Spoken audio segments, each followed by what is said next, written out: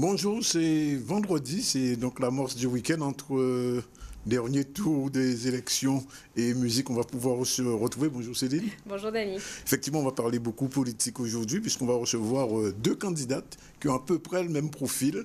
Madame Céline, bonjour. Bonjour. On recevra tout à l'heure Madame Jabès qui est en coulisses. On recevra aussi Winnie Kaona qui vient de célébrer son, je sais pas, globalement, elle a fait il y a quelques semaines une super manifestation pour, c'est pas une sortie, non, on va dire qu'elle continue, mais elle nous a gratifié de pas mal de documents. On va en parler tout à l'heure avec elle. On recevra aussi Monsieur Peggy Nanette pour le Kawikera Gospel. C'est à Petit-Bourg. Et on devra avoir aussi une chronique sur la médiation, mais cette fois-ci avec Myrina Valerius qui sera là tout à l'heure. Et peut-être s'il passe, Edwin est prévu. Voilà. Il s'arrête, s'il est dans le coin. S'il voit de la lumière et puis il vient toquer, on ouvrira. Il pourra passer alors. Donc le programme est assez chargé comme tous les vendredis d'ailleurs. Oui. On est parti là pour combien de temps, Céline? Eh bien jusqu'à 14h, Dani. Donc il va falloir... Juste un petit coup d'œil sur la presse quand même, très rapidement. Alors, le courrier de Guadeloupe... je le monte, régional 2015, Chalus 43,5, Lurel 41, second tour en février, c'est le courrier de Guadeloupe. Le progrès social, titre sur les grands changements du premier tour, l'abstention, le vote utile, la commémoration pointoise, ils expliquent bien sûr avec l'hommage à Félix Sirod, et les nouvelles semaines, semble avoir choisi un camp, l'homme du changement avec Harry Chadus en couverture. Voilà un petit peu ce qu'on peut dire sur avec la presse. Avec un point d'interrogation quand même. Oui, un petit point d'interrogation, il est discret. Il s'interroge encore. Oui, oui. Bon, on fait la couverture, il n'y a pas de point d'interrogation. Bon, alors voilà, c'est parti pour ce ZCL avec Céline. Et Céline, tout de suite, on va dérouler les titres de l'actu de ce vendredi. Dans les titres, donc oui, de ce vendredi, on parlera régional bien sûr et cette campagne de l'entre-deux tours qui bat son plein et où tous les coups sont presque permis. Quel regard portez-vous sur ces faits de campagne? Ce sera notre micro-trottoir du jour. Vous entendrez, les réponses sont assez intéressantes. À Morne-à-l'Eau, ce matin à l'école Pierre Foucan, les enseignants ont cessé le travail ce matin. Ils dénoncent un climat de violence qui les inquiète. Une enseignante aurait même été agressée. Nous aurons plus de détails sur ce dossier. Et à 2 semaines de Noël, la rédaction de Canalis vous propose une série de sujets à l'approche des fêtes, bien sûr. Nicolas Hachi nous fera découvrir les coulisses de la fabrication du boudin. Ça sent le boudin. Si on a le temps, et j'espère on verra son sujet dans ce journal. Oui, il y a des chances, on va déguster. Oui. Ça. Bon, mais voilà, c'est parti donc pour cette édition. Je vous ai dit qu'on recevait aujourd'hui deux femmes qui sont sur 2 listes concurrentes. Maggie Céline, bonjour. Bonjour, alors, Guadeloupéen, Guadeloupéenne. Vous êtes bien sûr chef d'entreprise, mais vous êtes aussi au conseil municipal des Abîmes et vous êtes 12e sur la liste de Chalus. Alors je disais tout à l'heure en off, vous êtes passé de Jalton à Chalus. Comment vous expliquez ça un peu? C'est très simple. Allez-y. Il y avait un pont, quelque chose? On a fait par l'Alliance? Pas du tout, il n'y a pas de pont d'alliance, il n'y a rien du tout. Il y a tout simplement, je fais partie effectivement de la majorité municipale d'Éric Jalton. Et aujourd'hui, comme il l'a toujours dit d'ailleurs, en matière de régional, nous étions libres, puisque je rappelle qu'il n'y a pas de parti politique. Hein, on est à la frappe parce qu'il est, lui, candidat. Aujourd'hui, il n'est pas candidat.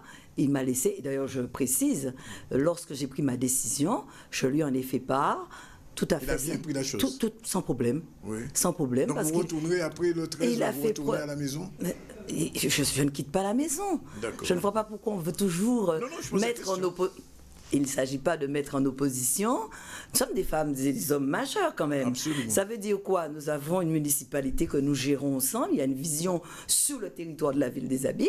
La vision que j'ai aujourd'hui sur le conseil régional, ça n'a rien à voir. Donc par conséquent, il n'y a pas lieu même d'avoir de conflit ou même d'envisager ni on sort, ni on... Non, pas du tout. Enfin, pour ma part, c'est pas comme ça que je vois ça. Et justement, engagé à l'échelon municipal, d'où est venue un petit peu cette ambition de découvrir un petit peu l'échelon régional, on peut dire?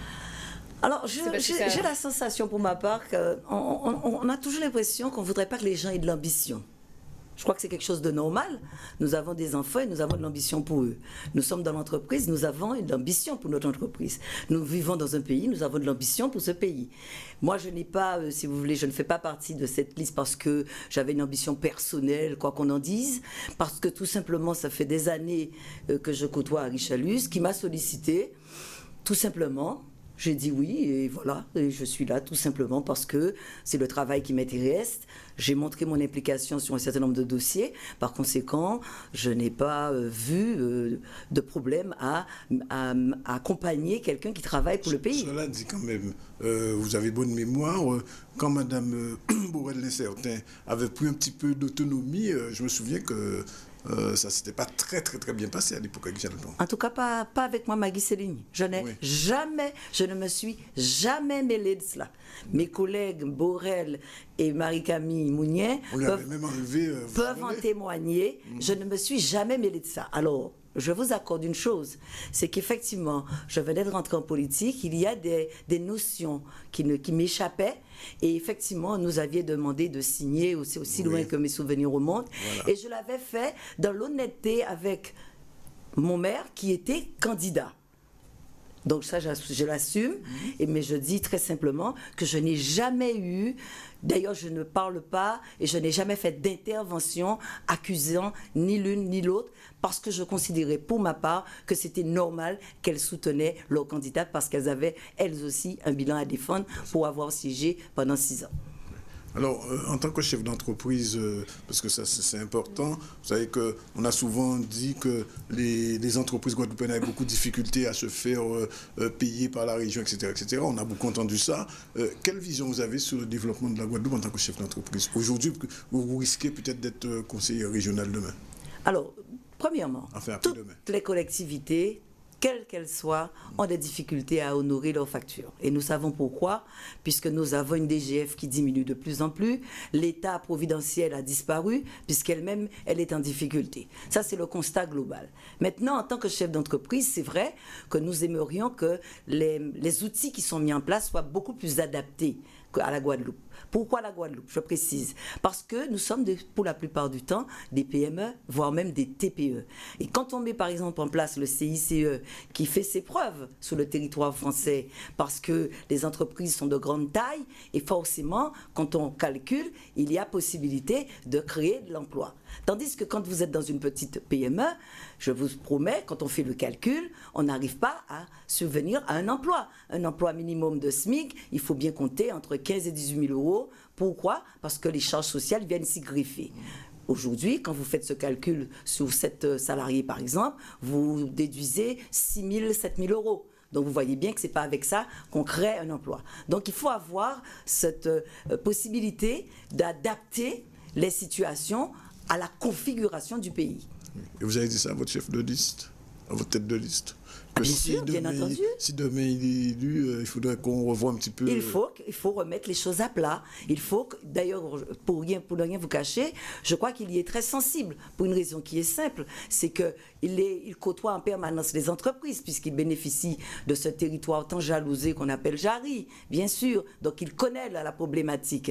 Et il a eu l'occasion de défendre à l'Assemblée un certain nombre de textes sur lesquels il attirait l'attention, ne serait-ce que pour la sécurité sociale, nous l'avons vu, débattre là-dessus et interpeller le gouvernement sur justement la possibilité de revoir la mise en place de ces textes pour la Guadeloupe, bien entendu. Céline. Et justement, je reviens à votre qualité de chef d'entreprise. Qu'est-ce qui vous a justement séduit en fait dans ce qui était proposé par vous, la liste, le programme? Qu'est-ce qui vous tient à cœur particulièrement dans le programme, à proprement parler, en termes d'économie et de développement des entreprises?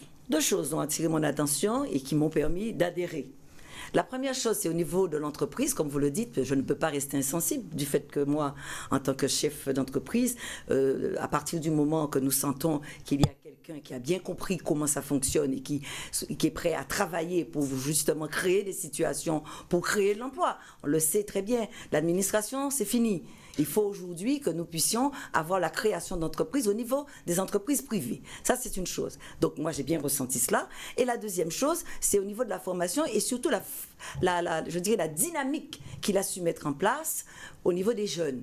Parce que tout le monde parle des jeunes, mais on n'a pas souvent de vrais résultats. Or, il me semble, sauf erreur de ma part, qu'au niveau de la ville de Bemao, il y a des outils qui ont été mis en place et il y a un accompagnement. Et j'ai aussi adhéré. Pourquoi? Parce que je me suis rendue sur place à l'Audacia, où j'ai vu quelque chose d'extraordinaire, où les jeunes créateurs d'entreprises sont accompagnés, mais de manière efficace, de manière tangible. C'est pas de la philosophie. Donc à partir de ces deux éléments, et je pourrais en citer certainement quelques-unes encore, mais ces deux éléments m'ont beaucoup accroché, et à ce moment-là, moi, j'ai adhéré. Je n'adhère pas parce qu'un homme est gentil ou un homme n'est pas bon, c'est pas ça. Je fais des constats. Je fais un constat sur des bilans, je fais un constat sur les perspectives, et à partir de là, je prends ma décision, et après, je me suis assise et j'ai dit, voilà ce que je vais faire.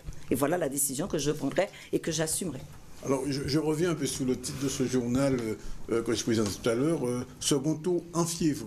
Alors, j'ai lu hier des communiqués de presse du camp adverse disant qu'il y avait un certain nombre d'incidents. Comment vous expliquez cette dureté de la campagne subitement?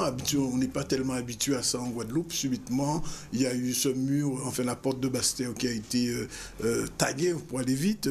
Il y a eu des incidents à Vanche. Qu'est-ce qui se passe?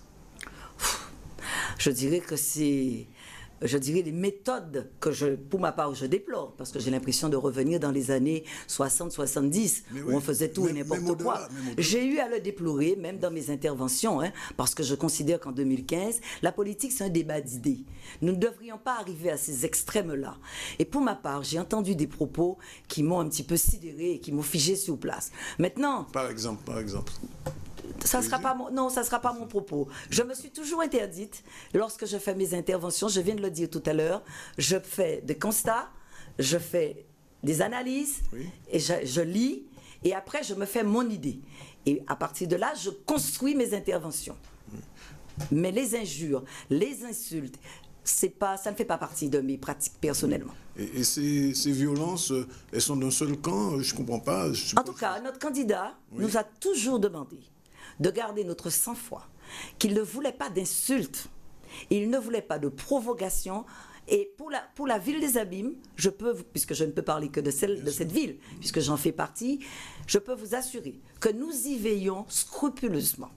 Et même quand il s'est agi d'avoir un intervenant qui n'était pas forcément ceux de la liste, mais qui voulait nous témoigner de leur solidarité ou un témoignage tout simplement, nous y veillons. Et quand il y a eu un petit écart, tout de suite, ça a été redressé et recadré.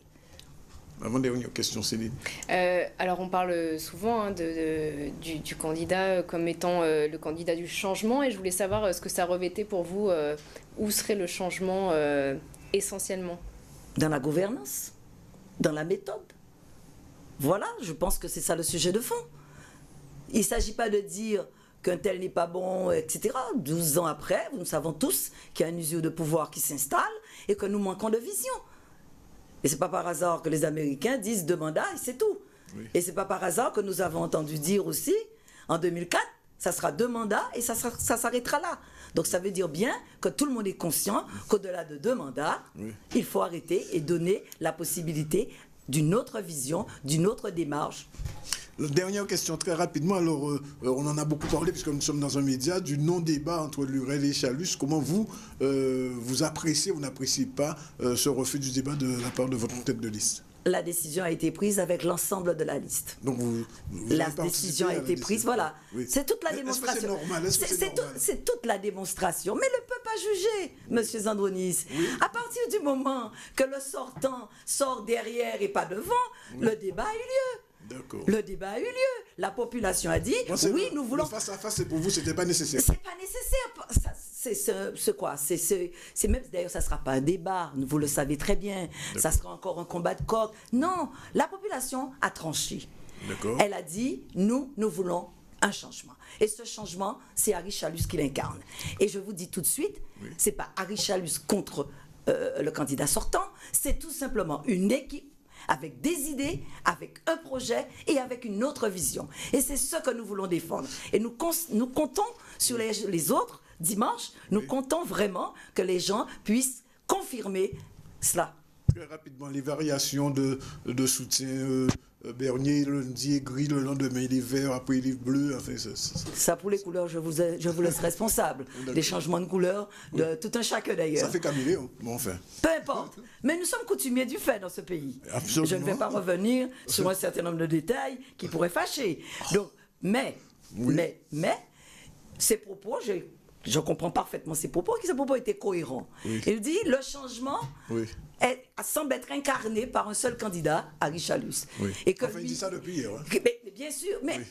Il avait oublié avant. Bon, en tout cas, Magui Céline, on a compris. Mais nous sommes en politique. On a compris. On vous remercie en tout cas d'être venu. Tout à l'heure, on va recevoir Madame Jabès pour l'heure. On va continuer puisqu'il est déjà 12h46 minutes. On vous remercie d'être venu. Un dernier mot? Je peux conclure. Parce que je voudrais dire à tout le monde, à tous les électeurs, que le compteur est à 0. C'est vrai que nous sommes sortis avec 3000 voix devant, mais que dimanche, nous repartons à 0. Donc nous comptons sur eux pour se mobiliser en masse et changer l'avenir. J'espère qu'on vous a entendu. Merci en tout cas d'être venu, d'avoir répondu gentiment à notre sollicitation. On continue le journal ZCL avec Céline. Deuxième, c'est tout de suite. Et on reste justement dans ces régionales et nous en parlions, la campagne de l'entre-deux-tours qui bat son plein et où tous les coups sont permis. Alors quel regard portez-vous sur ces faits de campagne? C'est notre micro-trottoir du jour. Les propos ont été recueillis par Yanis Péquignot. Ok. Madame Michel. J'ai pas de ressenti du tout, je fais pas attention à cela. Mauvaise ambiance, bien que je vote, mais je trouve sincèrement que les deux candidats, et surtout les supporters des candidats, envoient nous autres électeurs à la bagarre parce qu'il y a trop d'injures. Parce que j'ai assisté à un meeting hier, j'étais très déçu. J'ai 75 ans. C'est la première fois que je vois ça. Pour le moment, les élections, c'est trop de cran-cran. Autant dire directement ce qu'ils doivent faire et arrêter les petits commérages qu'ils font. Ouais, c'est pas agréable. Ah ouais? C'est pas agréable du tout. Mais bon, on verra dimanche. Ouais, je sais rien dans cette ambiance-là. Je connais rien, moi. En politique, je sais pas. Plutôt tendu, oui. Elle est plutôt tendue. D'accord. Ouais. Mais sur quel exemple, par exemple? Quand on entend les élections, quand on entend les meetings, quoi. Quand l'un jury l'autre insulte l'autre, on voit que même les gens qui assistent sont nerveux. Faut surtout pas les énerver, les irriter. C'est une ambiance électrique. Enfin, je ne vais pas dans les meetings d'ailleurs pour ça. Je regarde et je me casse. Trop de conflits de personnes, trop de comportements, pas assez de débat d'idées, pas de solution. C'est toujours le problème du coq dans le poulailler. Je trouve que c'est très calme. Moi j'habite à la campagne, c'est très calme l'ambiance. Mais tu sais, je trouve que les gens peut-être réfléchissent de leur côté. Voilà. Et puis, il faut écouter bien les paroles aussi. Je suis un peu, moi, pour ma part, très loin de la réalité politique, malheureusement. Très active dans mon travail, donc je n'ai pas vraiment le temps. Et je m'inscris malheureusement dans les non-votants. Donc ça me dépasse un peu. Je trouve que ça produit de nouveaux clivages en Guadeloupe. On en a déjà assez comme ça. C'est malheureux qu'on n'arrive pas à mener ça différemment. Voilà. Et que les politiques ne soient pas plus proches de la réalité.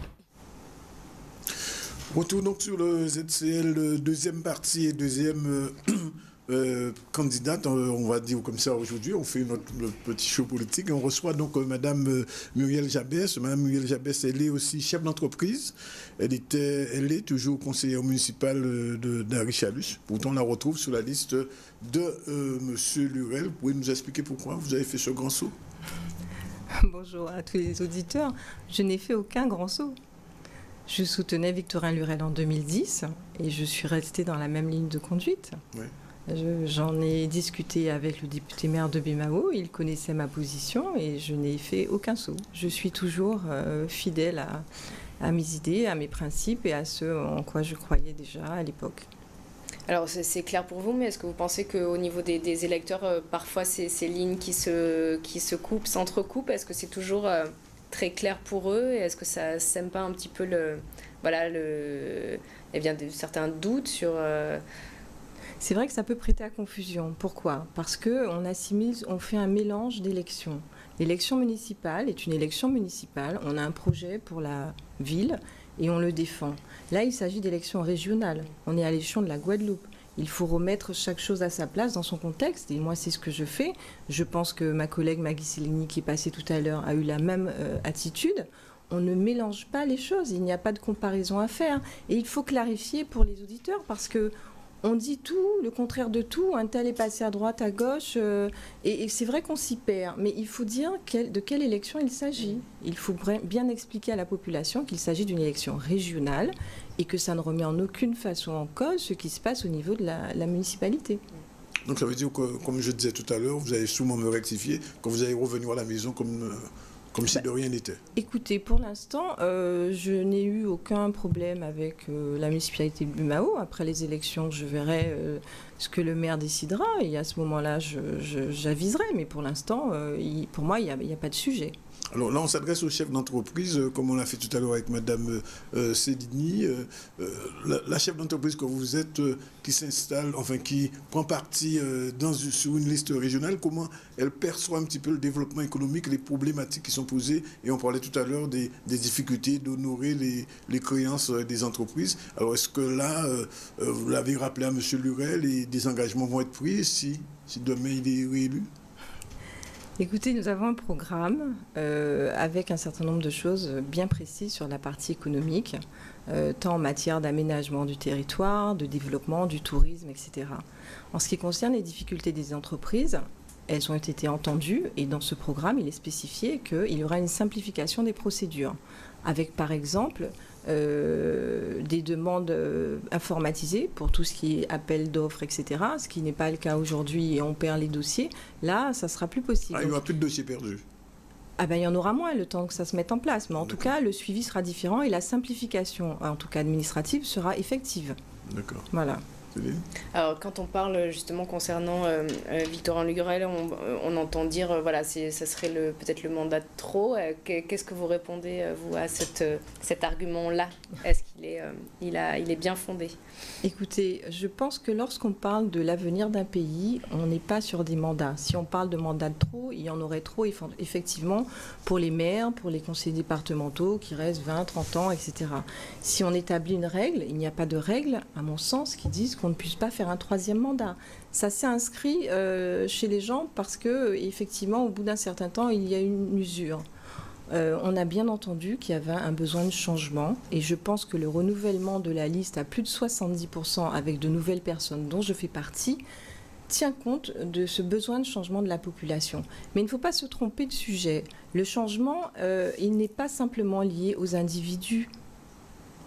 Il faut tenir compte du contexte. Je rappelle pour ma part, par rapport à la partie économique, qu'il nous faut une stabilité.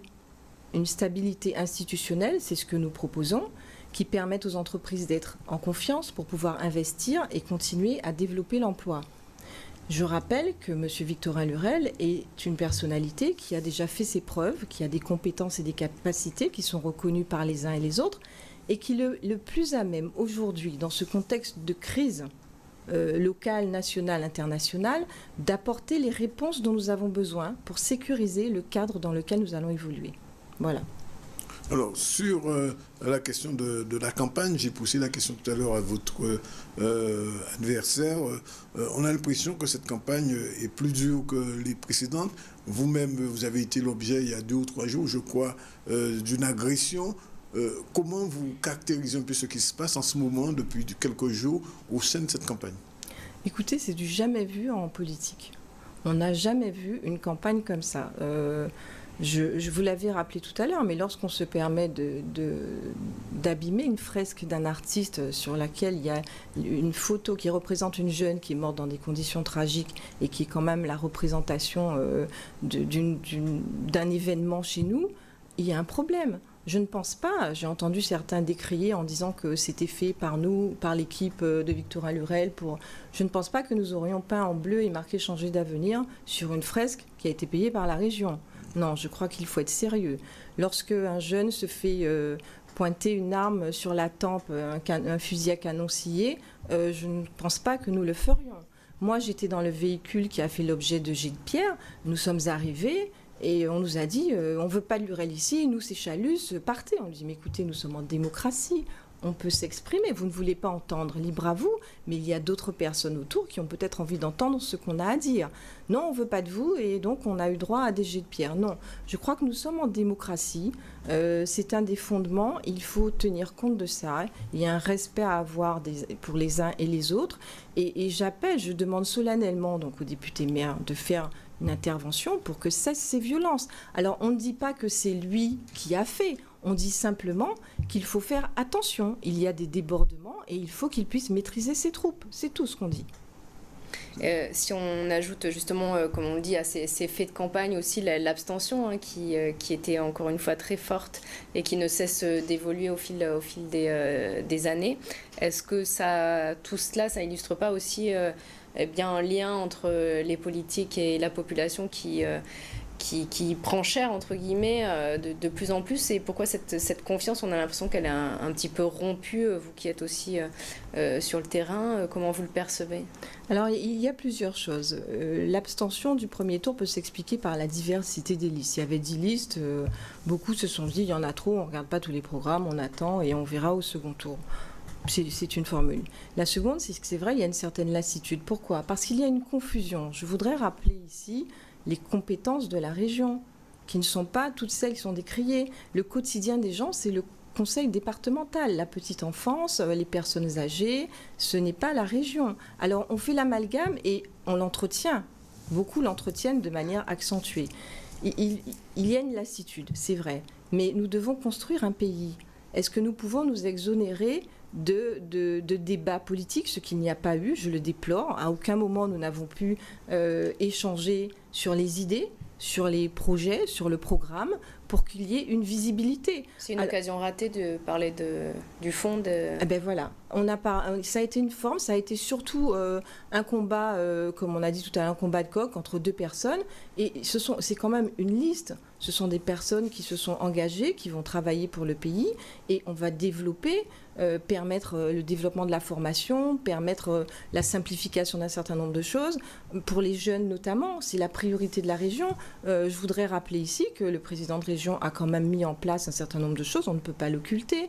Guadeloupe Grand Large, formation au métier de la mer, la Cité de la Connaissance, l'Université de Saint-Claude, permettre à nos jeunes Guadeloupéens de rester sur leur territoire dans un contexte familial positif pour avancer, ça me paraît essentiel. Mais on va mettre un terme provisoire à votre intervention puisqu'il est 13h, c'est l'heure de la pub. On vous retrouve tout de suite après et puis vous aurez terminé puisqu'on vous donnera l'occasion de vous exprimer devant nos téléspectateurs, les téléspectateurs du ZCL qui attendaient de savoir un peu ce que pensaient ces deux dames. Voilà, il est 13h, c'est l'heure de la pub. On retrouve Madame Jabès et Céline tout à l'heure pour la deuxième partie de ce ZCL qui continue.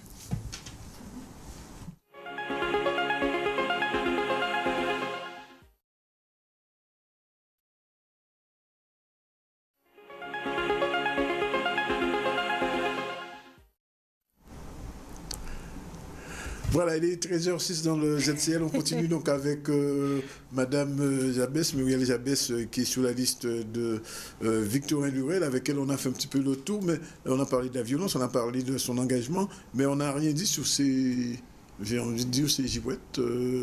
C'est mon point de vue. Hein. Mais vous avez déjà tout dit, girouette. Un peu d'opportunisme. Opportunisme, parce que non, j'avoue que je n'ai pas très bien compris l'attitude de Laurent Bernier, entre autres, pas seulement. Alors comment vous appréciez ces soutiens tardifs? Écoutez, je n'apprécie pas, mais j'invite les Guadeloupéens à s'interroger. Je pense qu'ils sont conscients et qu'on ne leur raconte plus n'importe quoi. Au début de la campagne, il y avait la possibilité de se mettre avec les uns les autres, faire une liste forte, se mettre d'accord sur des propositions et avoir une alliance qui aurait pu contrecarrer Victorin Lurel. Nous avons eu 10 listes. Aujourd'hui, on a des soutiens à droite, à gauche. On se demande à la faveur de quels avantages et on peut s'interroger. Donc je pense qu'il ne faut pas se tromper et la population ne se trompe pas.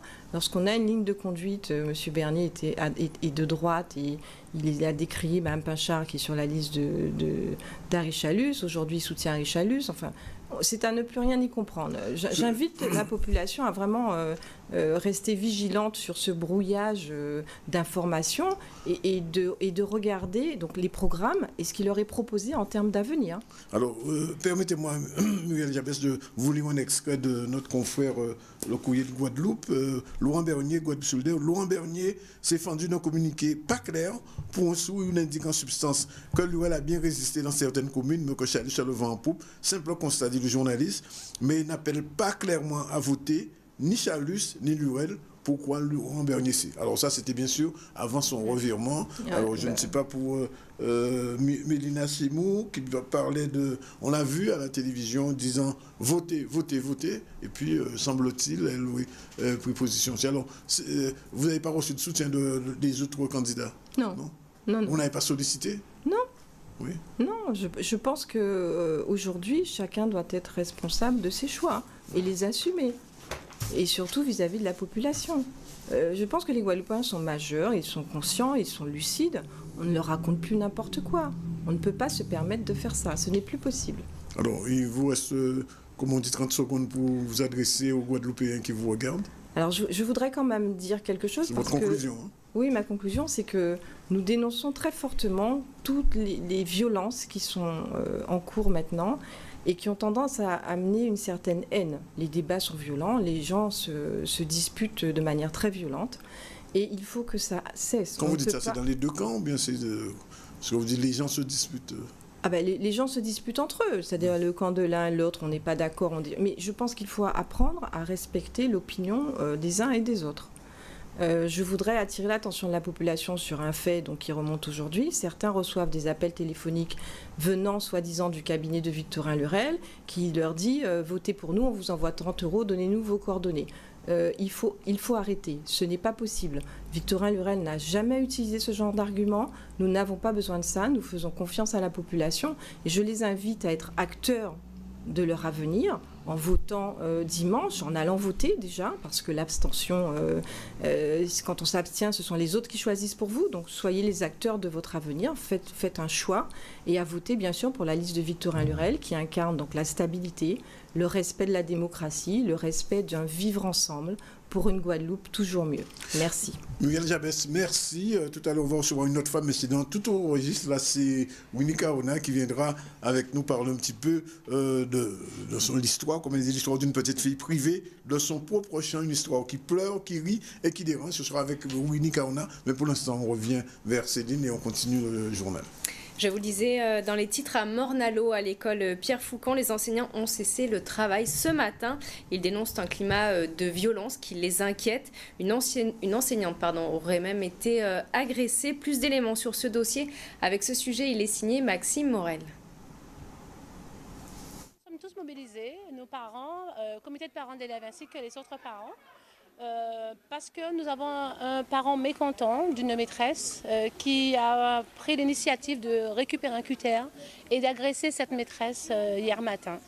Et nous trouvons ça inadmissible. C'est pour ça qu'aujourd'hui nous sommes là pour dire aux parents non à la violence parce que ça ne sert à rien. La discussion, c'est la meilleure chose à faire. Actuellement, nous avons un groupe, une partie des parents d'élèves qui sont en réunion avec tout ce qui est éducation nationale, la mairie ainsi que la DETL pour essayer de trouver une solution pour que nos enfants soient plus en sécurité. Nous voulons qu'en fait que ça ne se reproduise plus et que les autres parents puissent comprendre que la violence, ça ne sert à rien. Et il faut discuter, il y a un problème, on voit la maîtresse, ça ne va pas, on voit le directeur, ça ne va pas. Il y a un comité de parents d'élèves qui est aussi là, à ce moment-là, on voit le comité de parents d'élèves et là on fait une réunion avec les personnes qui sont concernées pour régler le problème. Non à la violence, non à la violence, on va bouger à la violence, non à la violence, non à la violence. Eh bien les choses sont simples. Premièrement, il n'y a pas eu d'agression. Les gens ont échangé verbalement, mais il n'y a pas eu d'agression, ça il faut le dire. Qu'est-ce qui va se passer? Nous avons tenu, vous l'avez constaté, une très belle réunion tout à l'heure avec les parents d'élèves, avec le corps enseignant, le directeur. Donc nous avons essayé ensemble de trouver des solutions. Je pense que nous avons trouvé quelques solutions pour éviter de nouveau que ces problèmes se reproduisent. Premièrement, l'école n'était pas fermée pensez bien que ça c'est quelque chose, dès lundi, on aura quelqu'un pour tenir cette porte fermée juste après la rentrée des élèves. Cela se fera. Ensuite, nous allons rencontrer ce parent qui a quelques difficultés, nous allons la rencontrer et de manière que nous puissions échanger. Le maire va le faire, le directeur d'école va le faire et donc, vous savez, ce sont des enfants qui ont des difficultés. Et donc, cela se retombe sur l'enseignante. Mais l'enseignante, il n'y a pas eu d'agression envers elle. Bon, il y a eu des mots, simplement. Mais j'espère que très rapidement, les choses vont entrer dans l'ordre. Et dès lundi, l'école va retrouver sa marche normale. Et nous en parlions hier, le 10 décembre 2015, marqué le 67e anniversaire de la Déclaration universelle des droits de l'homme. Différents rendez-vous étaient organisés dans les établissements scolaires de Guadeloupe. Voyons comment s'est déclinée cette manifestation au bien nommé lycée des droits de l'homme à Petit-Bourg. Le sujet est signé Maxime Morel. D'une journée, mais bien d'un projet sur 2 journées qui s'appelle le projet solidaire d'Hommes Caraïbes, qui a eu 2 temps forts, notamment aujourd'hui la journée des droits de l'homme à partir de laquelle nous avons mené des activités autour des droits et des devoirs des citoyens. Et le deuxième temps fort qui va être vendredi où nous avons un dîner-débat sous la thématique le management socialement responsable. Donc les 2 projets se retrouvent parce qu'effectivement aujourd'hui, en tant que citoyens, nous avons non seulement des droits, mais nous avons aussi le devoir de ne pas oublier nos voisins caribéens, et notamment la Dominique.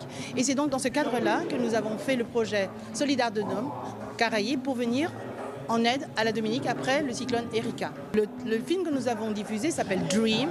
C'est un support de communication pour aider nos élèves à réfléchir sur l'excellence. Il faut savoir que les classes de BTS AM1 ont travaillé sur le droit à l'excellence, mais surtout sur le devoir de s'en donner les moyens.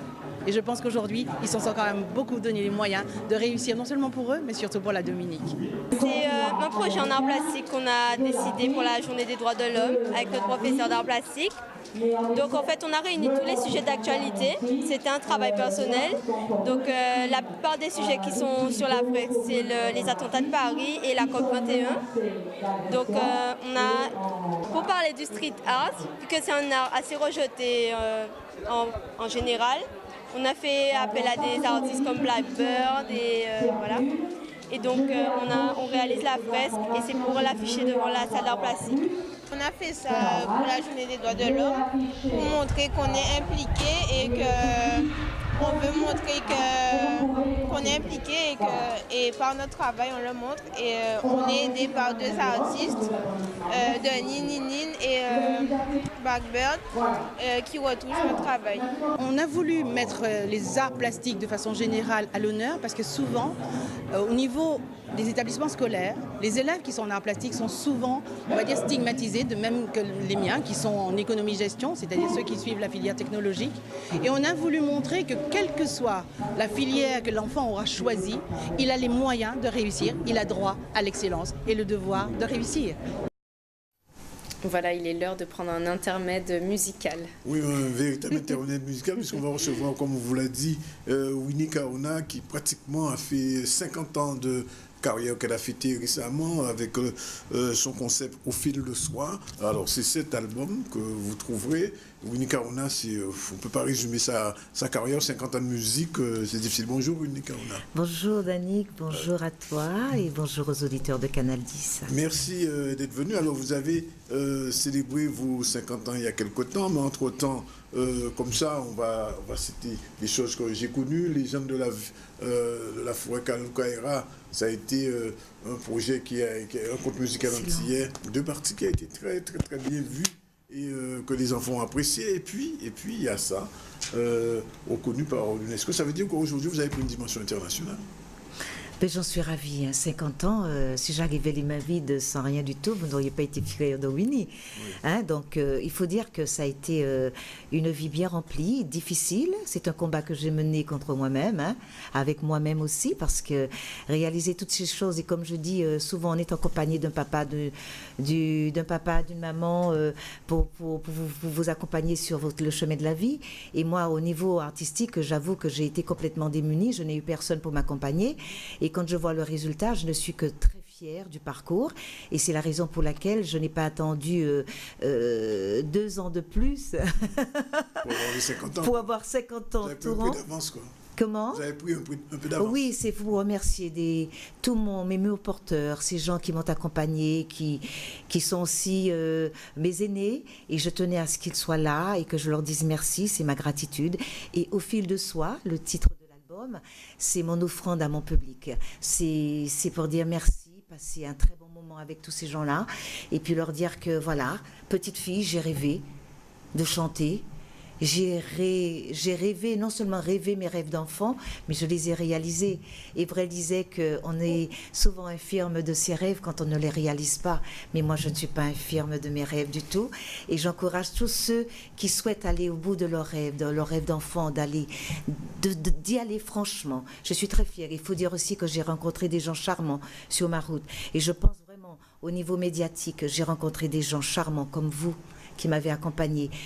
Monsieur Danican parlait, Monsieur Zandroudis disait tout à l'heure que les gens de la forêt Caluchera, il s'en souvient, le premier livre, j'avais été accompagnée, on était dans une autre radio. Oui, tout à fait. Ok, et puis il y a une deuxième partie et il y a eu l'épilogue et entre-temps, ma plus grande fierté, c'est d'avoir fait travailler, transmis l'éducation, la préservation à l'environnement à 623 élèves acteurs de différents établissements scolaires de la Guadeloupe. Et puis, je reçois la distinction du trophée des réserves de biosphère de la planète par l'UNESCO. Donc, je dis, je ne peux pas rester. Garder ça pour moi, il faut que j'en parle, que je communique avec mon public et qu'ils sachent que, ma foi, il y a un travail qui a été fait, quoi. Alors, quand vous parlez, donc le titre, hein, Au fil de soi, quel a été justement un petit peu ce fil rouge de votre carrière, Winnie? Qu'est-ce qu'il y a, s'il y avait voilà, quelques valeurs qui vous ont toujours porté, quelles seraient-elles par exemple sur ce parcours? C'est pas compliqué, ce fil rouge, ça a été mon mentor qui m'a éveillé, qui a veillé en moi l'amour de, je dirais, non, d'abord de mon pays, de ma créolité, et de la Biguine. Ça a été mon mentor, Monde Rivel. Et depuis toute petite, j'avais 9 ans, et que j'ai rencontré et que j'ai fait venir sur la scène du Centre des Arts en 1994. Et je crois que c'est là qu'elle a voulu, en tant que mère spirituelle, me mettre sur le devant de la scène en disant que tu seras ma fille spirituelle. Et elle l'a dit ouvertement. Et à partir de là, il fallait accomplir cette mission. Il fallait aller vite, il fallait faire quelque chose et ne pas simplement rester les bras croisés. Et bien qu'elle fût très loin de la Guadeloupe, mais elle avait l'oreille et l'œil, elle savait tout ce que je faisais. Et elle est partie, ça fait maintenant 1 an, et je suis vraiment très très fière de pouvoir être aujourd'hui, honorer sa mémoire, et dans ces conditions avec vous et avec toute la Guadeloupe qui m'a soutenue.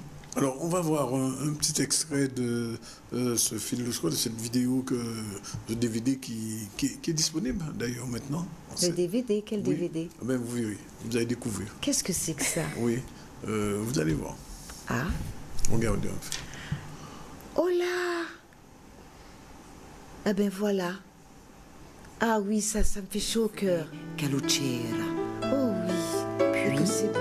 Avec panache, il tira sa révérence et disparut au bras de sa belle et singulière épouse, rebaptisée Silva. Pour l'ambassadrice Silva, commençait au sein même de la sylve tropicale l'aube d'une vie nouvelle chargée de surprises innombrables. Un beau matin, alors qu'elle se promenait dans un sentier bordé d'une ceinture de bois négresse, sous l'effet du charme, elle repensa à son incroyable aventure, fruit d'une mystérieuse attirance. À cet instant précis, un tourbillon de vent traversa la forêt.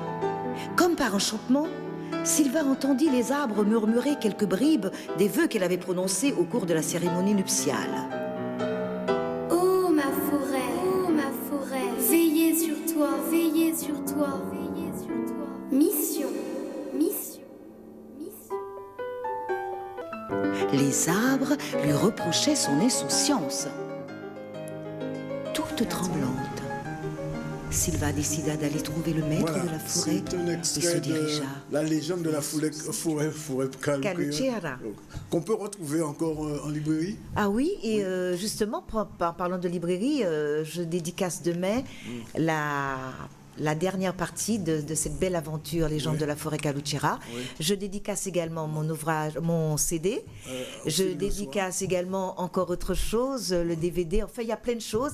Et puis, je vous dirai quelque chose. C'est Noël. Oui. C'est bientôt Noël.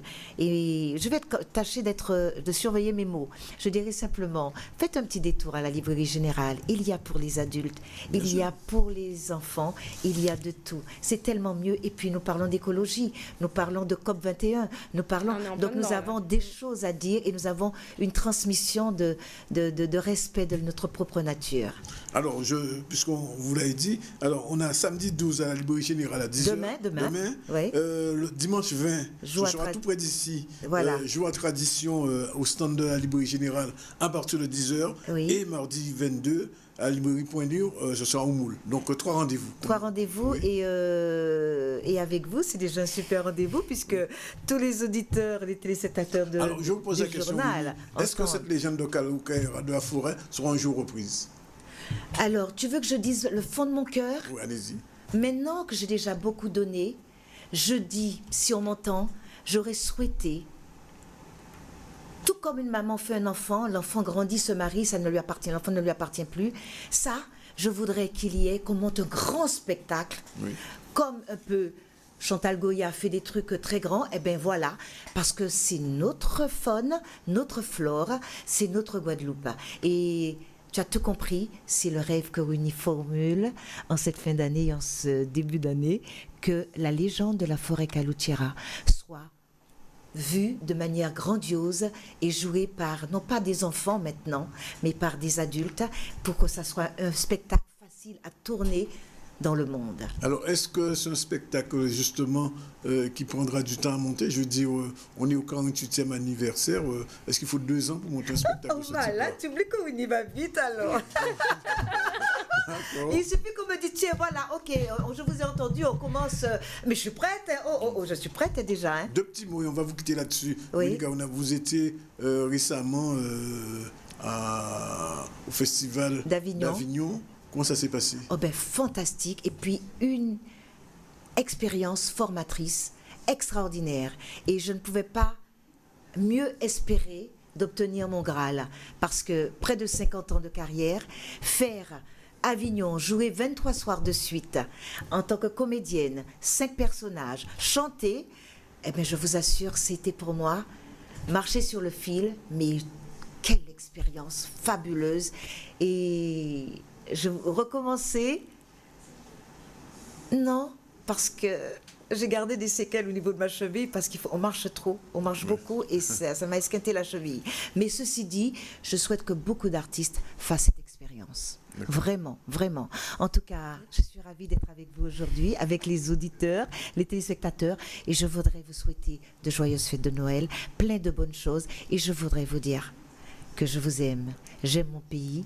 Et folle en vol, je quitte la loge, vider le coffre des songes, robe de scène, strass et mensonge, moitié fillette, moitié femme, presque solide, mais trop fragile, adieu madras et collier chou. Illusion et rêve démasqués, fierté, vanité balayée, avalée par le vent. Les vagues, noyées douleurs et romances, dans une mer de sentiments, plongées au cœur de l'enfance. Illusions et rêves démasqués, fierté, vanité, balayées, avalées par le vent des vagues. Noyées douleurs et romances, danser le tempo du présent, vivre une nouvelle naissance. C'était du direct et du live qu'on va applaudir. En tout cas, merci Winnie Kaona d'être venu en direct nous chanter ça et nous dire ça. Alors, on rappelle les rendez-vous. Demain, samedi 12 à la librairie générale à 10h, c'est à Pointe-à-Pitre. Dimanche 20, Joie Tradition, c'est à Jarry à la librairie générale, toujours au stand 10. Et à 10h aussi. Et enfin, à la librairie Point Lié du Moule, ce sera la semaine avant Noël, le mardi 22. On vous souhaite aussi bonne Noël, bonne année. Et puis, continuez ainsi, bon arrêt de là où il est là. Et vous qui êtes toujours content de vous, autant de vous. Merci de venir. Ok, voilà, il est déjà, Céline, quelle heure? Eh bien, il est 13h27, Dani. 13h27, vous avez le temps de développer quelque chose avant le journal. Et ensuite, on reçoit Madame Mirella Valerius, qui est là aussi. Mais là, on va pas changer de registre. On va parler de médiation familiale, de parents et d'adolescents. C'est tout de suite dans une chronique. Ne quittez pas, Winnie. Restez encore une seconde avec nous. D'autant plus que ce sujet va vous plaire, on va parler d'environnement. Les femmes ingénieurs dans le secteur justement de l'environnement restent moins nombreuses encore que leurs acolytes masculins, et ce n'est pas normal, Dani. Je ne conteste rien. Pour encourager les jeunes à embrasser ces carrières, l'association guadeloupéenne Elle Bouge organisait hier au lycée du Lamentin une rencontre autour des métiers justement de l'énergie, l'ambition étant de leur faire découvrir ces opportunités de carrière dans l'ingénierie, les domaines scientifiques ou encore techniques. Jeff Taylor et Alexia Welch étaient sur place. La manifestation qui a lieu aujourd'hui s'appelle Elle Bouge pour l'énergie et donc qui s'adresse donc à un public jeune, un public d'élèves qui suivent déjà cette formation en électrotechnique et énergie et équipement communicant, essentiellement donc des élèves de seconde à la terminale. Et ces élèves ont la chance de rencontrer des professionnels du métier afin de partager avec eux les expériences et les missions qu'ont justement ces différents professionnels. Je n'ai pas toujours voulu être ingénieur. J'ai d'abord voulu être médecin, pédiatre. J'ai commencé mes études après l'obtention de mon bac S scientifique. En voulant être médecin, j'ai fait une première année de médecine, mais ça ne me correspondait pas. Donc j'ai enchaîné avec une licence physique-chimie, mention chimie. Et c'est ensuite, à la suite de ça, que je me suis destinée au métier d'ingénieur en environnement. Bon, cette formation, c'est depuis mon enfance. J'ai aimé ça et c'était mon rêve de devenir ingénieur électricien. Parce que mon père, lui, c'est un électricien aussi. Et je voulais être comme lui. Donc moi, j'ai aimé, il y a peut-être 3 ans de ça. J'ai commencé à me lancer dans l'électronique chez moi. J'ai commencé à faire des gadgets pour moi. Et à ma 3e, quand on m'a demandé mon orientation, je ne savais pas vraiment quoi faire. Et mon père m'a dit que, vu que j'étais bon dans l'électronique, de pourquoi pas me lancer dans l'électricité. Et je trouvais que c'était une bonne idée. Donc finalement, j'ai vu qu'à Lamentin, c'était possible de le faire. Donc je me suis lancé dans cette formation et je voudrais devenir électricien. Nous avons à chaque fois des partenaires mixtes. Nous avons aussi M. Albert Elatré, président du CIMEG, et Mme Goldery, qui est chargée d'affaires du CIMEG. Donc nous avons essayé d'avoir des partenaires mixtes qui témoignent et présentent en même temps leur structure et témoignent de leur mission dans le domaine de l'énergie. Alors la centrale géothermique de Bouillante, c'est une centrale qui est unique en France. Il faut savoir que c'est la seule centrale qui utilise de la chaleur, de la haute température supérieure à 160 degrés.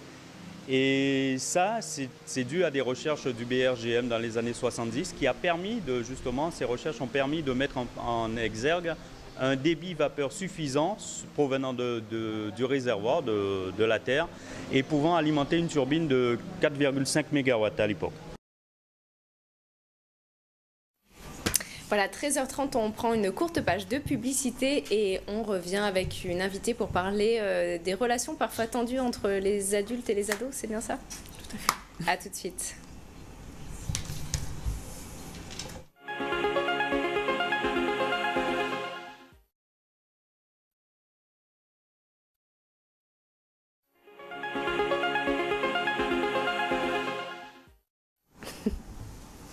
Voilà, retour donc sur le plateau du ZCL, troisième partie. C'est pas la dernière parce qu'on a encore Peggy Nanette qui nous attend. On a aussi le groupe Marouna Harmonie en coulisses. On est là jusqu'à 17h, Dani, et on continue. Restez branchés sur Canal 10. Voilà, restez sur Canal 10. C'est là que ça se passe. Alors, je reçois Mirella Valerius. Bonjour. Bonjour.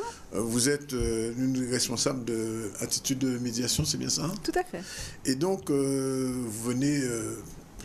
ce sera 2 fois par mois, nous parlons un peu de ces questions de médiation parce qu'on sait qu'il y a beaucoup de conflits entre, je ne dis même pas intergénérationnels, à l'intérieur même des couples, il y a des conflits entre les parents, mais aussi des conflits, des mauvaises compréhensions, en tout cas entre les adolescents et leurs parents. Alors, avant même d'entrer dans le cœur du sujet, qu'est-ce que c'est Attitude de médiation? Alors, Attitude Médiation, c'est une association qui gère 2 services, un service de médiation familiale, comme vous l'avez si bien dit, et un service d'espace rencontre. Et dans le cadre des 2 activités de cette association que nous proposons aux familles de la Guadeloupe, nous mettons en place des médiations, que ce soit dans le cadre des séparations-divorces, des médiations parents-adolescents, mais également des médiations intergénérationnelles. Donc, c'est un service qui est proposé, bon, le siège de l'association se trouve sur Pointe-à-Pitre, donc au 13 quai Lefebvre. Nous avons aussi une antenne sur Basse-Terre, au 23 rue Alexandre Isaac, et nous proposons diverses permanences sur l'ensemble du département, donc à Marie-Galante, à Petit Canal, au Moule, aux Abîmes également, dans le cadre du PAEJ, du point d'accueil d'écoute jeunes. La médiation est devenue indispensable aujourd'hui au sein des familles, c'est très chaud. On va dire que la médiation se développe. Les familles ont accès maintenant à d'autres modalités pour pouvoir régler leurs conflits. Alors aujourd'hui, je pense qu'on vous orientez un petit peu donc l'intervention autour du rapport ado-adulte, c'est ça ? Alors tout à fait, c'est-à-dire que la médiation familiale depuis sa création vers les années 80 approximativement traitait principalement des questions de divorce-séparation. On s'est aperçu depuis quelques années que la médiation se diversifie puisque nous avons de plus en plus de demandes de parents qui sont confrontés à des difficultés de communication avec leurs enfants, notamment avec les adolescents. Et justement, puisque il y a apparemment de plus en plus, enfin c'est votre constat, de plus en plus de parents qui galèrent un peu avec leurs ados, ça vient d'où cette fracture un peu qui s'instaure au fil des générations finalement? Alors maintenant on rentre de plus en plus, ça fait quelques années que nous y sommes, mais nous continuons à persévérer sur ce modèle familial qui devient individualiste. Donc c'est vrai qu'avant on pouvait se confier à d'autres personnes qui tamponnaient un petit peu les relations au sein de la famille. Donc il y avait aussi la question de l'autorité qui était plus poignante avant. Aujourd'hui, nous avons d'autres modèles de référence, on va dire familiaux, et on s'aperçoit que les conflits parents-adolescents prennent de plus en plus d'ampleur. Pourquoi la médiation familiale? Parce que maintenant, avec le partenariat, notamment avec le rectorat, avec d'autres assistantes sociales, avec d'autres institutions et d'autres partenaires, les parents sont orientés maintenant, quand il y a une difficulté avec l'adolescent, vers la médiation familiale. Donc il s'agit vraiment de permettre aux parents et aux adolescents de pouvoir exprimer leurs besoins, de pouvoir discuter, dialoguer de façon apaisée dans un cadre serein. Alors, comment vous intervenez en tant qu'attitude de médiation? On vous téléphone, vous donnez rendez-vous aux gens chez vous, à vos bureaux, ou alors vous vous déplacez? Comment ça se passe concrètement? Alors, on peut être interpellé par un professionnel, comme une assistante sociale, un psychologue, peu importe, un éducateur spécialisé. Ça peut être également une orientation par le juge aux affaires familiales, qui peut orienter aussi même un parent et un adolescent en médiation familiale. Nous pouvons également être sollicités tout simplement par le parent ou les parents, ou par l'adolescent ou les adolescents du groupe familial. Donc à partir du moment où on reçoit un des membres de la famille qui compose de cette famille, on invite l'autre personne ou les autres, s'il y a plusieurs adolescents, ou s'il y a 2 parents, si c'est une démarche qui est faite par le jeune, on invite les parents en médiation. Même si la fracture est déjà complète? Même si la fracture est déjà complète. Dans une grande majorité, il s'agit de situations de prévention. Donc quand justement la communication n'est pas totalement rompue, mais quand il y a quand même des difficultés à pouvoir interagir ensemble. Alors, sans aller jusqu'à la médiation, par exemple, quels conseils vous pouvez donner à des parents qui ont quelques difficultés pour lesquels ça clash systématiquement quand ils essaient d'instaurer le dialogue avec des ados? Comment il faut les prendre? J'imagine qu'au bout d'un moment, on ne sait pas trop quel bien emprunter. Qu'est-ce que vous leur conseillez dans un premier temps? Alors, je ne donnerai pas de conseils, puisque c'est le principe même de la médiation, c'est de ne pas donner de conseils, puisque chaque situation est individuelle, chaque personne a son caractère et ses besoins. Donc, surtout de prendre en compte, alors la seule chose que je pourrais dire, c'est de prendre en compte les besoins de chacun et de dialoguer. Et ce dialogue avec les parents, il s'instaure facilement parce qu'on a quand même l'impression, dans certains cas de divorce, par exemple, ou divorce entre parents, mais divorce entre les enfants et les parents, que c'est compliqué. Alors, dans un premier temps, quand on reçoit le jeune et les parents, donc il s'agit de faire émerger les besoins, les demandes. Ensemble à ce moment-là? On les reçoit séparément, oui, pour leur expliquer déjà la démarche de médiation, leur expliquer ce que c'est que la médiation. Ensuite, on met en place des séances communes. Donc, lors de ces séances communes, l'objectif, c'est de faire émerger les besoins de chacun, les demandes de chacun, et que chacun puisse s'entendre, s'écouter, et qu'ils puissent ensemble partager et trouver un certain nombre de compromis, tout en maintenant l'autorité parentale, puisqu'il s'agit bien d'expliquer aux jeunes qu'il aura des propositions à faire, qu'il va pouvoir exprimer ses besoins, mais qu'il y a tout de même d'une certaine façon l'autorité parentale à maintenir. Alors, je ne vous cache pas que beaucoup de fois, dans beaucoup de circonstances, les jeunes sont stigmatisés. On a l'impression que les jeunes ne pas attendre à rien, ils ne veulent rien savoir. Comment vous arrivez à recoller les bouts? Alors c'est vrai qu'on entend beaucoup que l'enfant, la culpabilité de l'adolescent, les torts de l'adolescent, mais là il s'agit vraiment de permettre à tout un chacun de reconnaître sa part de responsabilité dans les difficultés de communication qu'ils ont ensemble et ensemble de parvenir à trouver une solution. Qu'est-ce qui peut alerter en fait dans le comportement des ados? Parfois, j'imagine les parents ils peuvent être inquiets de certains, oui c'est ça, certains comportements. À partir de quel moment il faut, il faut s'inquiéter véritablement de ce qui est normal entre guillemets ou pas? Alors ça peut être une déviance vers des addictions. Donc que ce soit le jeu, l'alcoolisme ou le tabac. Ça peut être aussi un repli sur soi, tout simplement, du jeune, ou une chute parfois, c'est observer des chutes dans les résultats scolaires. Donc on peut, à partir de ce moment-là, être interpellé. Il faut bien prendre en compte que la médiation familiale, ce n'est pas non plus une thérapie.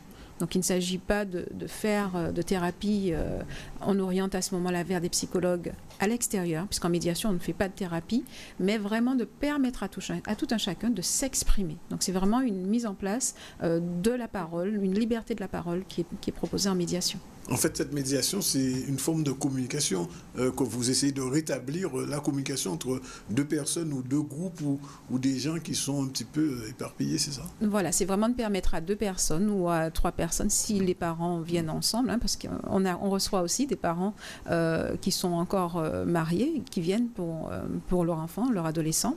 Donc il s'agit vraiment à tout un chacun de pouvoir se libérer de la parole, pouvoir communiquer dans un cadre sécurisé et apaisant. Donc c'est vraiment puisqu'en général les médiations durent sur 4 à 5 séances, donc c'est vraiment quelque chose qui est proposé dans l'ici, le maintenant, pour permettre justement que par la suite la communication puisse perdurer en dehors du service. Est-ce qu'on peut dire vraiment que ça fonctionne? C'est-à-dire est-ce qu'il y a des résultats positifs au bout? Parce que vous avez dit que ce n'est pas une thérapie, c'est un acte de communication, rétablir la parole, la discussion entre 2 personnes opposées. Le résultat, c'est quoi le plus souvent? Ça fonctionne. Dans la mesure où ça nous arrive d'avoir des médiations, comme je vous ai dit, les séances parfois durent 4 à 5 séances, ça peut être plus long. Il arrive parfois qu'au bout d'une séance, on arrive à débloquer les choses, ou eux-mêmes, ils arrivent à se dire un certain nombre de choses, parce que parfois, c'est vraiment un petit rien. Et après, finalement, on ne les revoit plus, ces parents, parce qu'ils nous disent, bon, mais depuis, on communique, il y a des choses qui se sont mises en place. Donc, ça fonctionne. L'avant-dernière question, Céline, peut-être? Non, jusque-là, non. C'est assez clair.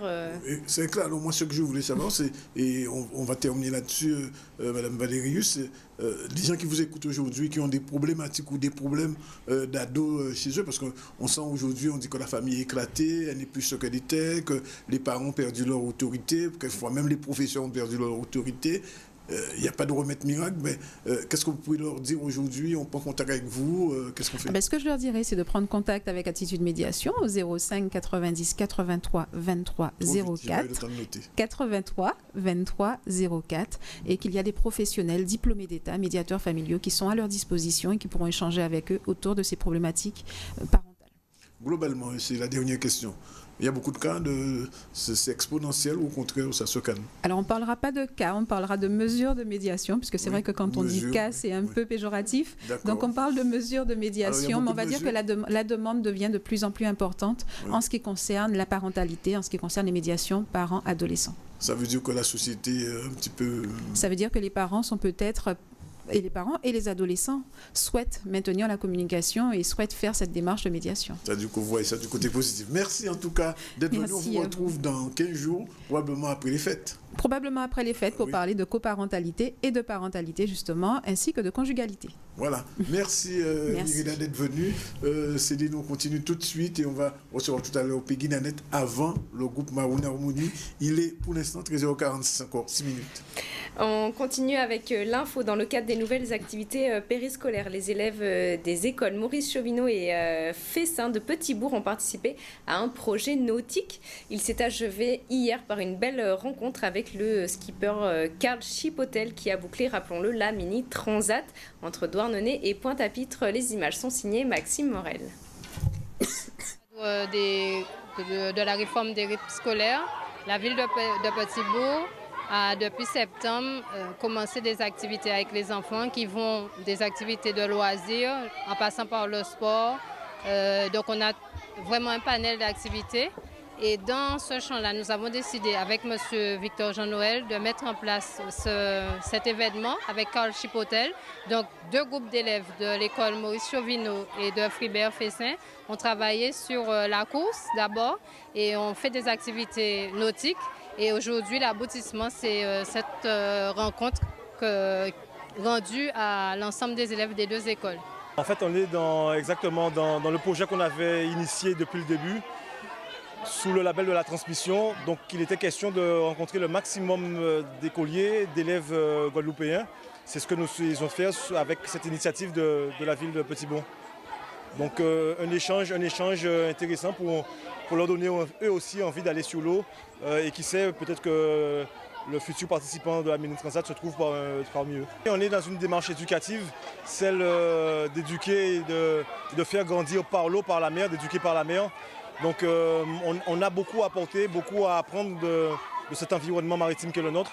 C'est ce que le Sunnisien fait au quotidien aussi, notamment à la base nautique de Sainte-Anne. Carl Chipotel, c'est un navigateur qui est parti de la France pour arriver aux Canaries, pour arriver à Pointe-à-Pitre. Il a parcouru un long chemin. On se demande est-ce que c'était difficile et s'il se sentait seul ou si à un moment donné il a peur de ne pas continuer. Aujourd'hui, il nous a expliqué comment il mangeait, comment il se baignait. Il nous a expliqué que pour se baigner, soit il faisait soit toilette, soit il prenait de l'eau de mer et la chauffait. Et aussi, il ne dormait pas beaucoup. Alors, parfois, il devait être fatigué. Le fait qu'ils soient réceptifs, sans aucun doute, les élèves, de façon générale, le sont. Ils ont des questions très pertinentes, souvent très très pertinentes d'ailleurs. Donc oui, le message il est passé. L'intérêt pour les choses de la mer est bien présent chez nous. Il suffit maintenant de le cultiver, de le développer. Nous aussi à Petit-Bourg, nous voulons que les enfants de plus en plus aillent vers l'eau. Nous avons la base de Viard, nous aurons bientôt une base nautique. Nous avons la piscine normalement qui est à venir. Donc nous pensons qu'avec toutes ces infrastructures, nous arriverons à familiariser les enfants avec cet élément qui justement nous entoure. Voilà, retour sur le plateau du ZCL. Il trépigne d'impatience et nous aussi, il est là, il est arrivé. Oui, Peggy Nanette, et c'est vrai qu'il y a chaque année, pratiquement à cette période-là, ce festival de gospel. Et cette année, quel est le temps fort? Parce qu'on va aller à l'essentiel, ça commence demain. Oui, ça commence demain. Allons à l'essentiel. Ouais. Non, mais déjà, merci de me recevoir. Je suis super content d'être là. Non, ça commence demain, donc forcément dans la tête de l'organisateur, il y a plein de choses qui se passent. Oui. Mais je suis très très heureux d'être là. Le festival commence demain. La grande nouveauté cette année, en fait, c'est que en 2012, ce festival a pris naissance sur le territoire de Petit-Bourg, et la ville de Petit-Bourg est toujours partenaire de l'événement, vraiment fidèle partenaire. Mais c'est vrai qu'on a un festival organisateur à part et on a toujours souhaité que l'événement puisse se développer sur l'ensemble de la communauté d'agglomération. Donc cette année, on est très heureux d'accueillir parallèlement la ville de Lamentin qui est le nouveau partenaire et c'est la raison pour laquelle dès demain, le festival va s'ouvrir au Lamentin et la clôture se fera à Petit-Bourg. Alors on a ça n'a rien de politique, hein, ça. Alors oui, c'est important de le dire parce qu'on est dans un contexte un peu particulier. Non, ça n'a strictement rien de politique. Ça a un rapport avec vraiment la culture parce que c'est vrai que la ville de Lamentin est aussi une ville qui a une forte programmation culturelle. Une programmation assez dense et à Lamentin d'ailleurs on va pouvoir retrouver donc demain la finale du concours de chant gospel avec les jeunes à 20h, ça c'est déjà complet. Dimanche on aura le concert de Gene Carpenter qui nous vient des États-Unis, qui va chanter avec les élèves de l'école Blue Melody School, ça aussi c'est déjà complet. Mais par contre, non, mais c'est pas tout. Il vient pour nous dire non, c'est pas tout. Non, je suis venu pour dire parce qu'il y a encore de belles choses. Oui. Il y a encore de belles choses. Il y a 2 séances de ciné-concert. C'est la première fois qu'on va faire ça dans le festival. C'est d'ailleurs très intéressant. Donc, il y aura des films et des documentaires en rapport avec la gospel music qui seront diffusés donc lundi soir et mardi soir au ciné-théâtre à 20h. Sauf que tout juste avant, on a souhaité mettre des scènes découvertes. Donc, ce sont des nouveaux talents du gospel qui vont des talents locaux qui vont pouvoir présenter au grand public public ce qu'ils ont à proposer. Alors, ce que je veux dire, c'est que on est allé très vite. Vous avez votre conférence de presse mercredi. Oui, mercredi. Alors, je pense que jeudi, on vous recevra de façon plus royale. Oui. Et on sera dégagé des élections. Et ce qu'on peut dire pour conclure, c'est que vous pouvez voter pour le festival aussi bien à Petit-Bourg pour la montagne. Absolument, absolument. Mais justement, pour pouvoir terminer, tellement les choses sont bien faites comme ça, c'est que mercredi, ça c'est intéressant de le dire maintenant pour que les gens puissent s'organiser. Mercredi, par exemple, à Petit-Bourg et à la montagne, on a 2 rendez-vous qui sont gratuits. Hein. Un à 15h avec Bonita White, qui est une historienne de la musique gospel. Donc, il va pouvoir recevoir, les gens leur expliquer du négro spirituel au gospel, comment on en est arrivé. Et à 15h, pareil, à la médiathèque de la montagne, cette fois, on aura Jonathan Dubos. Vous êtes œcuménique. Jonathan Dubos, qui là va recevoir les musiciens, parce qu'il a été guitariste de Mary J. Blige, beaucoup d'artistes comme ça, qui va recevoir les jeunes pour leur expliquer, et tout le monde, hein, leur dire voilà, en tant qu'un musicien, voilà ma carrière. Et on parlera donc jeudi des autres concerts gratuits et du concert payant avec la marraine qui aura lieu malheureusement, samedi. Si vous voulez aller demain, c'est complet, fini. Il faudra attendre la semaine prochaine. En tout cas, Peggy, merci d'être venue. On reçoit dans 15 secondes Stéphanie du groupe Est-ce qu'elle est dans les stars? Oui, elle est là, elle est là. Elle est toute jolie, elle est là. Et Céline, deux petits mots. Non, pas de petits mots. Deux. Un sujet, si vous voulez, mais je ne pense pas qu'on ait le temps. Très rapidement, peut-être. Sur mes fameux un extrait dont vous ne vouliez pas. De Noël, non? Je vous laisse le lancer, Daniel, je ne vais pas y arriver, je crois. Bien, alors, c'est la période de Noël, comme chaque année. Oui, c'est ça, c'est l'effet. Voilà, 2 semaines de Noël, et la rédaction, on fait une série de sujets à l'approche des fêtes, et là, nous partons pour les coulisses de la production des petits boudins. C'est pas un sujet boudin? Non, il est bien. D'accord, merci. Actuellement, nous sommes en train de préparer du boudin blanc. On est sur la phase où la mêlée est intégrée au poussoir. Et vous verrez que c'est un boudin qui est tourné à la main par 2 opérateurs. Alors c'est vrai que la difficulté par rapport à une cuisine de particulier, les opérateurs sont obligés donc d'être avec des équipements de protection, mais aussi pour des raisons d'hygiène. Donc c'est vraiment un tour de force de leur part de réaliser et de tourner du boudin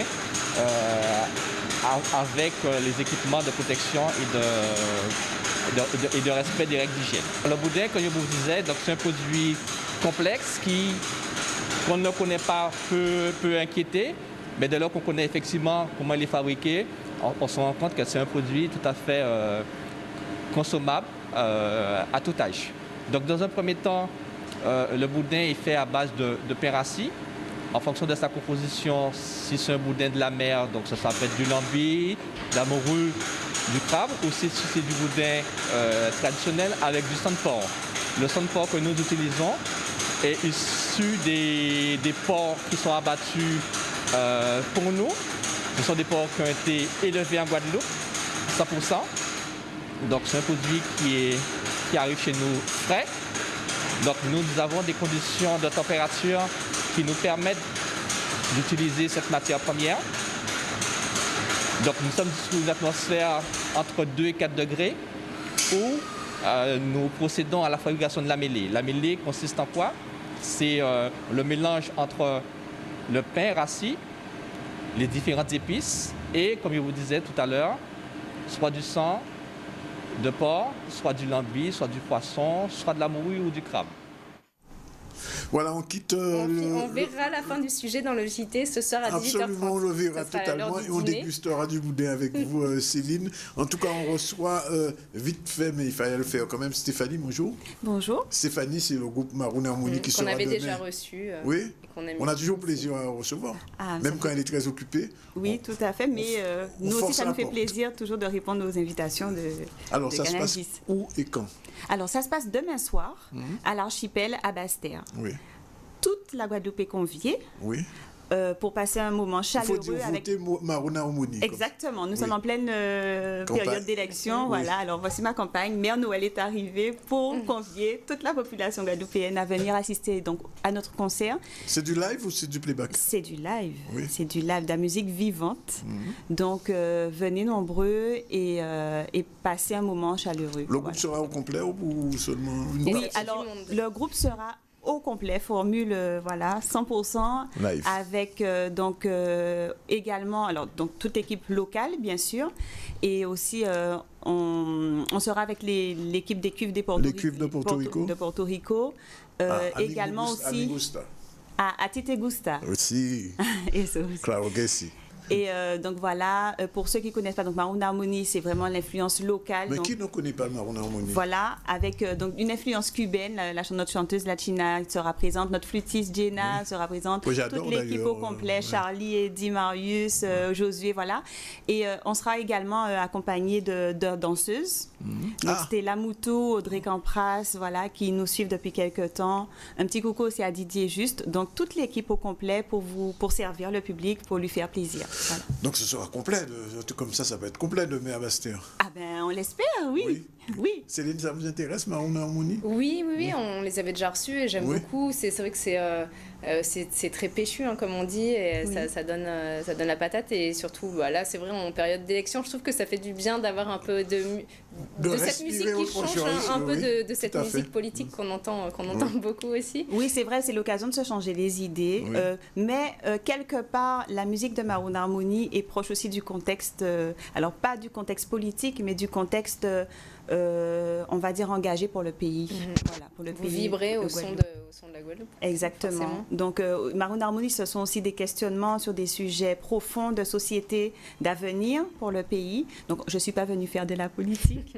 Et bien au contraire. Donc, venez évacuer et profiter de ce moment-là avec nous. Est-ce que Céline peut gagner un t-shirt Marouna Harmonie? Ah oui. Ah oui, alors il y a de toutes les couleurs, donc tu choisis Céline avec plaisir. Tu viendras avec ton t-shirt au concert? Oui. Ok. Bon, on prend rendez-vous. On a pris note. On va prendre les mesures, tout ça. Merci d'être venue, Stéphanie. Merci de m'avoir reçu au nom de toute l'équipe. C'est tout à fait normal. Il a fallu que j'insiste lourdement quand même. Hein. Je me suis organisée, je suis là. Elle s'est organisée, elle s'est libérée et on finit en beauté. En beauté? Oui, en beauté. Mais oui, en beauté. Mais oui, bien sûr, avec en beauté. On finit en beauté.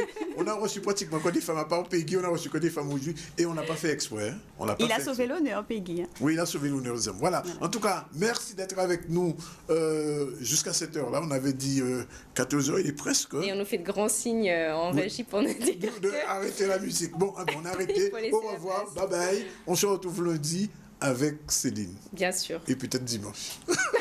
Sans Céline. Voilà, c'est fini. Yann à la réalisation et puis ciao, bye bye. À Marouna Harmonie, en tout cas, c'est samedi.